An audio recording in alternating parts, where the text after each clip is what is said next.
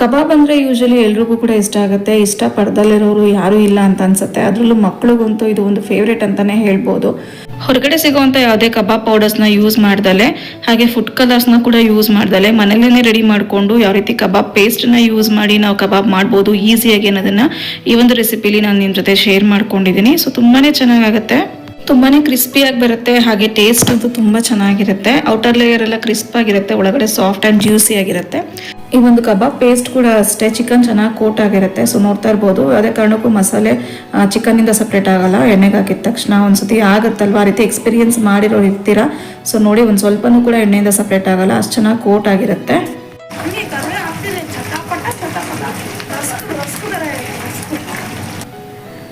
Okay, ನೋಡಿದ್ರಲ್ವಾ, ಒಂದು viral ಆಗಿರುವಂಥ ಒಂದು ಡೈಲಾಗ್ನ ನನ್ನ ಮಗ ಹೇಳ್ತಾ ಇದ್ದ. ಸೊ ಒಂದು ಗ್ಲಿಮ್ಸ್ ಇರಲಿ ಅಂತ ಹೇಳಿ ಶೇರ್ ಮಾಡಿದ್ದೀನಿ ಅಷ್ಟೇನೆ. ಸೊ ತುಂಬಾ ಇಷ್ಟ ಅವನಿಗೂ ಕೂಡ ಕಬಾಬ್ ಅಂದ್ರೆ. ಖಂಡಿತವಾಗ್ಲೂ ಈ ರೀತಿ ಮಾಡಿ ಎಲ್ಲರೂ ಕೂಡ ಇಷ್ಟಪಡ್ತಾರೆ ಅಂತ ಹೇಳ್ತಾ ರೆಸಿಪಿ ಸ್ಟಾರ್ಟ್ ಮಾಡೋಣ. ಸೊ ಅದಕ್ಕೂ ಮುಂಚೆ ಇನ್ನೂ ನನ್ನ ಚಾನಲ್ನ ಸಬ್ಸ್ಕ್ರೈಬ್ ಮಾಡ್ದಲ್ಲೇ ನೋಡ್ತೀರಾ, ಪ್ಲೀಸ್ ಸಬ್ಸ್ಕ್ರೈಬ್ ಮಾಡಿ, ಸಪೋರ್ಟ್ ಮಾಡಿ. ನಿಮ್ಮ ಒಂದು ಸಪೋರ್ಟ್ ನಮಗೆ ತುಂಬಾ ಮುಖ್ಯ ಆಗಿರುತ್ತೆ. ಹಾಗೆ ವಿಡಿಯೋನ ಸ್ಕಿಪ್ ಮಾಡ್ದಲ್ಲೇ ಎಂಟವರೆಗೂ ನೋಡಿ ಅಂತ ಹೇಳ್ತಾ, welcome to my YouTube channel.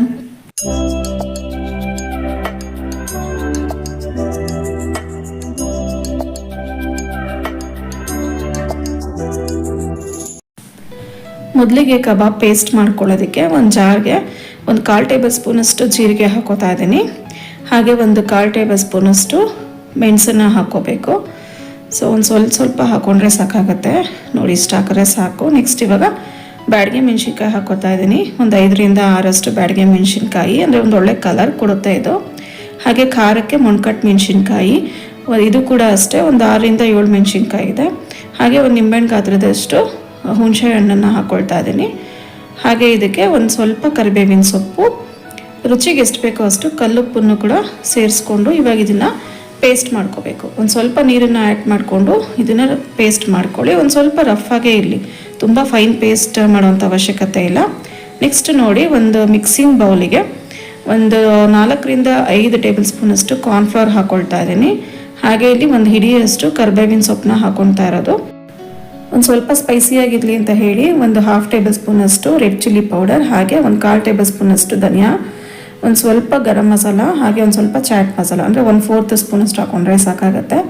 So ಇದಿಷ್ಟನ್ನು ಆ್ಯಡ್ ಮಾಡಿಕೊಂಡು ರುಬ್ಬಿಟ್ಕೊಂಡಿರೋವಂಥ ಮಸಾಲ ಕೂಡ ಇದಕ್ಕೆ ಸೇರಿಸ್ಕೊಳ್ತಾ ಇದ್ದೀನಿ. ಸ್ವಲ್ಪ ನೋಡಿ ಈ ರೀತಿ ಇರಬೇಕು, ಸ್ವಲ್ಪ ತರಿಯಾಗಿ ಇದ್ರೆ ಸಾಕಾಗುತ್ತೆ.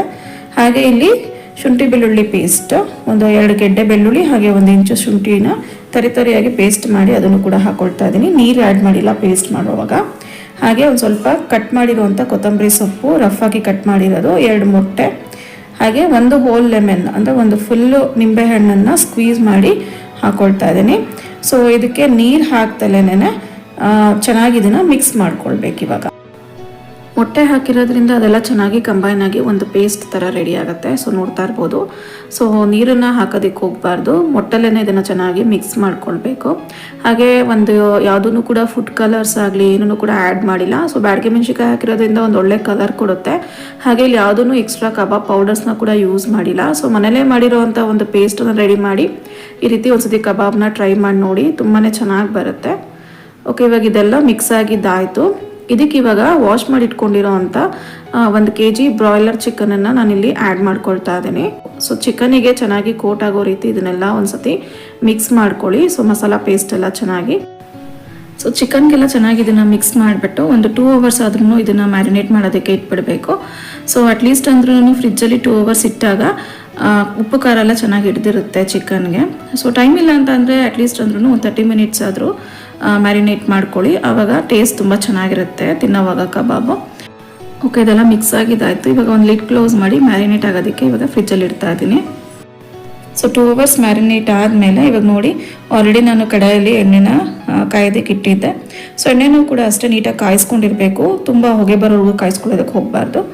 ಸೊ ಕಾದಿವಾಗಲೇ ಹೈ ಫ್ಲೇಮಲ್ಲೇ ಇವಾಗ ಒಂದೊಂದೇ ಪೀಸ್ನ ಹಾಕ್ಬಿಟ್ಟು ಇವಾಗ ನಾನು ಡೀಪ್ ಫ್ರೈ ಮಾಡ್ಕೊಳ್ತಾ ಇದ್ದೀನಿ. ಚಿಕನ್ ಪೀಸಸ್ನೆಲ್ಲ ಹಾಕಿದ್ಮೇಲೆ 1 ಮಿನಿಟ್ ಆದಮೇಲೆ ಇದನ್ನು ತಿರುಗಿಸ್ಕೊಳ್ಬೇಕು. ಸೊ ತಿರುಗಿಸ್ಕೊಂಡು ಮೀಡಿಯಂ ಫ್ಲೇಮಲ್ಲಿ ಇದನ್ನು ಬೇಯಿಸ್ಕೋಬೇಕಾಗತ್ತೆ. ಸೊ ಒಂದು 5 ಮಿನಿಟ್ಸಲ್ಲೇ ಇದು ಆಗೋಗ್ಬಿಡುತ್ತೆ ಬೇಗನೆ. ಸೊ ಇವಾಗ ನೋಡಿ, ಇದು ಚೆನ್ನಾಗಿ ಇವಾಗ ಒಂದು ಒಳ್ಳೆ ಕಲರ್ ಬಂದಿದೆ, ಹಾಗೆ ಟೇಸ್ಟ್ ಕೂಡ ಅಷ್ಟೇ ತುಂಬಾ ಚೆನ್ನಾಗಿರುತ್ತೆ. ಸೊ ನೋಡ್ತಾ ಇರ್ಬೋದು. ಓಕೆ ನೋಡಿ, ಇವಾಗ ಚೆನ್ನಾಗಿದು ರೆಡಿ ಆಗಿದೆ. ಹೈ ಫ್ಲೇಮಲ್ಲೇ ಇಟ್ಟು ಒಂದು ಸ್ವಲ್ಪ ನಾನು ಕರಿಬೇವಿನ ಸೊಪ್ಪನ್ನ ಕೂಡ ಆ್ಯಡ್ ಮಾಡ್ಕೊಳ್ತಾ ಇದ್ದೀನಿ. ಸೊ ಫ್ಲೇವರ್ ಹಾಗೆ ಟೇಸ್ಟ್ ಕೂಡ ತುಂಬ ಚೆನ್ನಾಗಿರುತ್ತೆ ಅಂತ ಹೇಳಿ. ಸೊ ನಾವು ತೆಗೆಯುವಾಗ ಎಣ್ಣೆಯಿಂದ ಇದನ್ನು ಹೈ ಫ್ಲೇಮಲ್ಲಿ ಇಟ್ಕೋಬೇಕು ಒಂದು 3 to 4 seconds. ಆವಾಗ ಔಟರ್ ಲೇಯರ್ ಎಲ್ಲ ಕ್ರಿಸ್ಪಾಗಿ ಚೆನ್ನಾಗಿ ಫ್ರೈ ಆಗಿರುತ್ತೆ. ಹಾಗಾಗಿ ಸೊ ಇವಾಗ ಕಬಾಬ್ ರೆಡಿ ಆಗಿದೆ. ಇವಾಗ ಇದನ್ನೆಲ್ಲ ತೆಗೆದಿಟ್ಕೊಳ್ತಾ ಇದ್ದೀನಿ. ಸೊ ನೋಡ್ತಾ ಇರ್ಬೋದು ತುಂಬಾ ಚೆನ್ನಾಗಿರುತ್ತೆ ಖಂಡಿತವಾಗ್ಲೂ.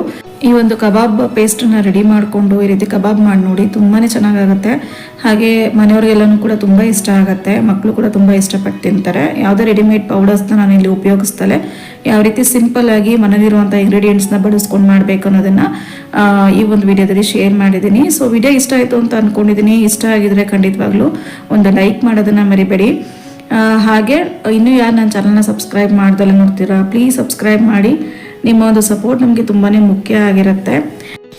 ರೆಸಿಪಿ ಇಷ್ಟ ಆಗಿದ್ರೆ ನಿಮ್ಮ ಫ್ಯಾಮಿಲಿ ಆ್ಯಂಡ್ ಫ್ರೆಂಡ್ಸ್ ಜೊತೆಗೆ ಶೇರ್ ಮಾಡಿ. ಹಾಗೆ ಸಬ್ಸ್ಕ್ರೈಬ್ ಮಾಡೋದನ್ನು ಮರಿಬೇಡಿ ಅಂತ ಹೇಳ್ತಾ ಈ ಒಂದು ಬ್ಲಾಗ್ನ ಇಲ್ಲಿಗೆ ಎಂಡ್ ಮಾಡ್ತಾ ಇದ್ದೀನಿ. So meet you in the next blog. Until then thanks for watching.